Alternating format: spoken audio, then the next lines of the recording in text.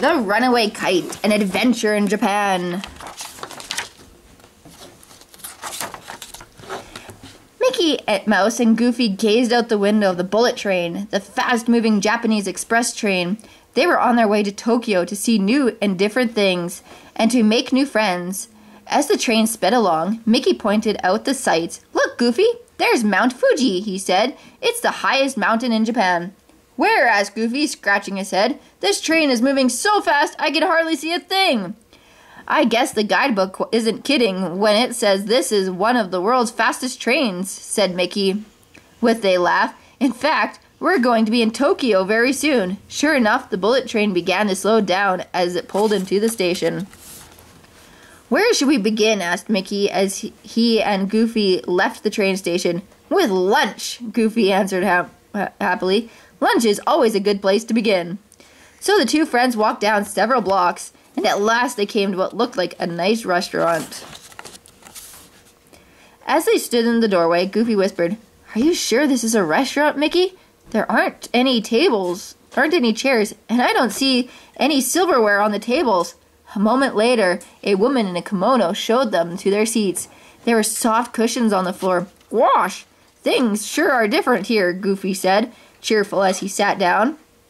The woman brought fish and rice for the two friends to eat. She brought chopsticks, too, which the Japanese use instead of forks. Goofy couldn't pick up his fish with the chopsticks. Mickey couldn't eat his rice. "A guy could get really hungry here," said Goofy. And the woman in kimono smiled. She showed them how to hold the chopsticks, and at last they were able to eat.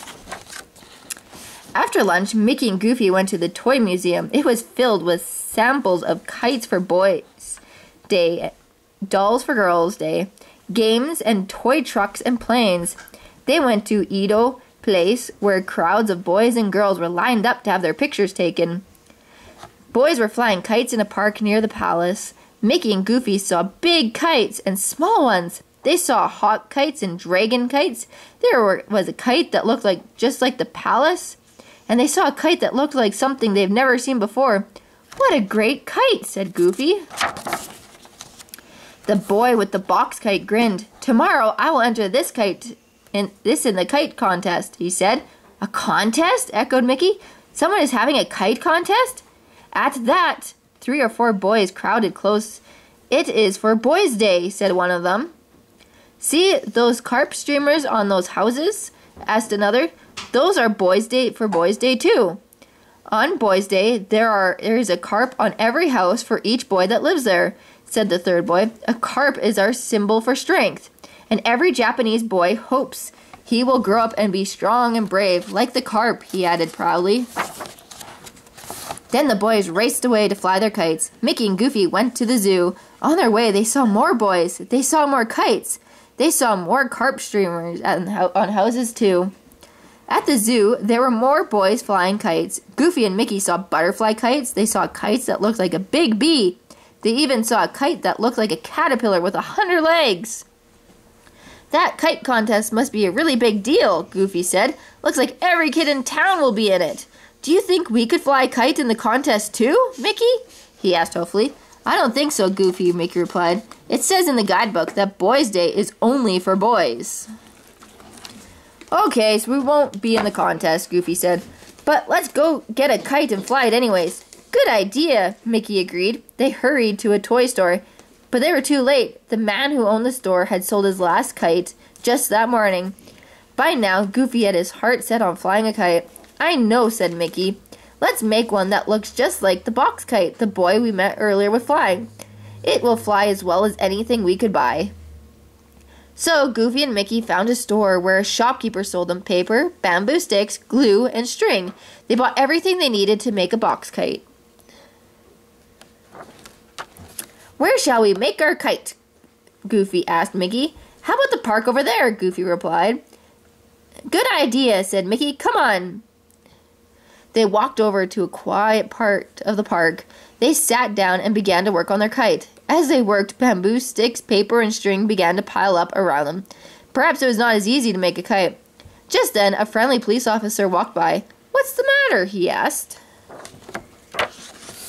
"We're having trouble making a kite," said Mickey. The policeman showed them how to tie the bamboo sticks together and to glue on the paper.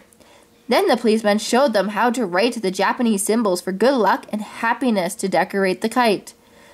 Mickey and Goofy thanked the policeman for his help. At last their kite was ready to fly.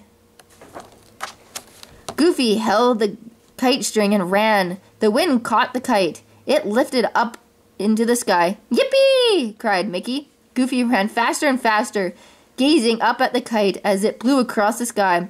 But he wasn't watching where he was going, and crash! He tripped and fell flat on the ground. "Oof!" he groaned, letting go of the kite string. "Oh no!" cried Mickey. The wind whirled the kite way above the rooftops. "Stop!" shouted Mickey. "Come back!" called Goofy.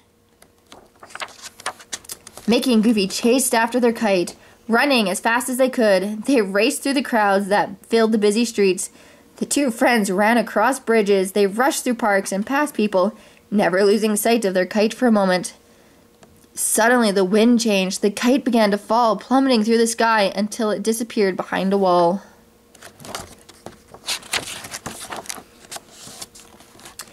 Mickey and Goofy stopped running and looked around. They were not on a busy street now. They were in a quiet lane. Before them they saw the wall, and through the gate they saw where the kite had fallen. Goofy peered through the gate and saw a tiny house with a carp streamer flying from the roof. Goofy also saw a little boy talking excitedly to his mother. The boy was holding Goofy and Mickey's kite. "Look," said the boy, "it dropped from the sky." "Kites do not just drop from the sky, Kinja," said his mother. "It must belong to someone." At that, Goofy knocked on a quiet little knock on the gate.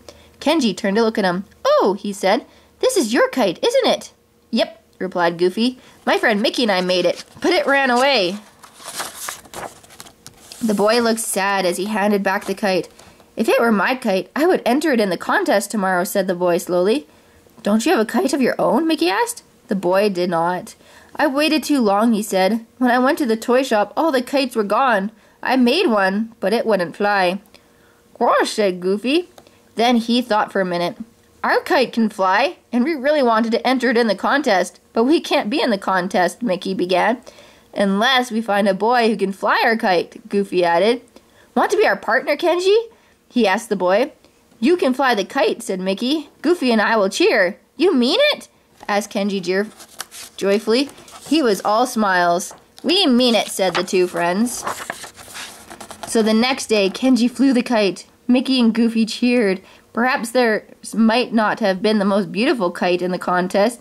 It might not have been the biggest, but Mickey and Goofy didn't care. They knew their kite was a wonderful kite because it had helped them make a new friend in a faraway place.